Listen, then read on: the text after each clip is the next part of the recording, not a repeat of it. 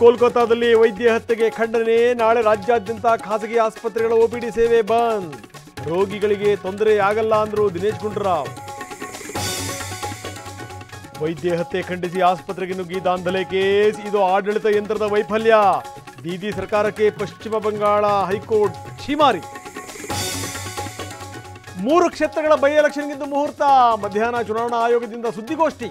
ಚನ್ನಪಟ್ಟಣ ಸಂಡೂರಿನ ಬಗ್ಗೆ ಹೆಚ್ಚಾಯಿತು ಕುತೂಹಲ. ಟಿಬಿ ಡ್ಯಾಂನಲ್ಲಿ 33 ಟಿಎಂಸಿ ನೀರು ಪೋಲು. ಗೇಟ್ ಅಳವಡಿಕೆಗೆ ಅಡ್ಡಿಯಾಗಿದ್ದ ಕೌಂಟರ್ ಪಾರ್ಟ್ ತೆರವು. ಎಚ್ಚರಿಕೆಯಿಂದ ಕಾರ್ಯಾಚರಣೆ.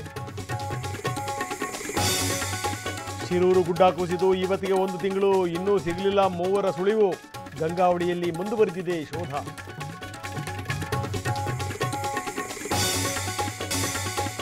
ದುಡ್ಡಲ್ಲೇ ಅಲಂಕಾರ. ಬಗೆ ಬಗೆ ಹೂವಿಂದ ಶೃಂಗಾರ. ಎಲ್ಲೆಲ್ಲೂ ವರಮಹಾಲಕ್ಷ್ಮಿ ಹಬ್ಬದ ಸಡಗರ.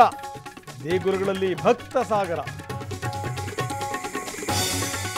70ನೇ ರಾಷ್ಟ್ರೀಯ ಸಿನಿಮಾ ಪ್ರಶಸ್ತಿಗೆ ಕ್ಷಣಗಣನೆ. ರಿಷಬ್ ಶೆಟ್ಟಿ, ಮಮ್ಮೂಟಿಗೆ ಸಿಗಲಿದೆಯಾ ಮನ್ನಣೆ?